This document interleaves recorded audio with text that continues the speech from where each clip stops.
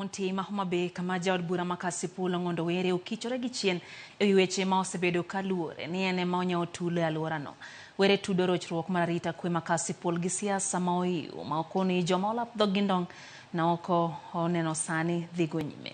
Ka gitiyo gi rawere ma okoni rocho kwe e alworano. Koni nitiere liete mathoth ma osetimore Kasipul ma tulo osemuoche ma ikelo gi josiasa moko to bang'e to en ema iluwone ni en mokelo. Were olose kinde ma luoro osebedo Kasipul ewi chal mar arita kwe kendo manyocha okelo nek mar Bongsa ma jahigni 35. Wach ma pod inono kendo mayande omiyo mak dereba matia PCDF ma Kasipul kaka chich. Sani yudhe yomo Kisumo, yomo Homa Bay, yomo Mbita, yomo Migori, biro threaten jeliel. Actually kalando negi goji magi puko chiemo makata ochoko chiemo kata neno kotim.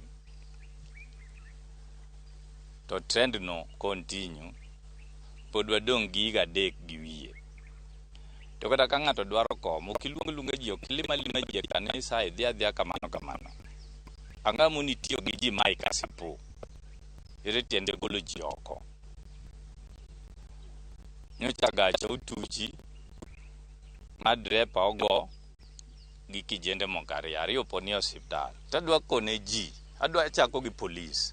Ka ng'ato timo makosa make kineno sheria movunyo tere court. Kot biro tueye kata biro weye.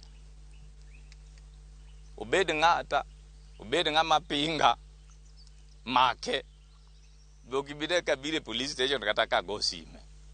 Omiyo adwa jo Kasipul obed gi kwe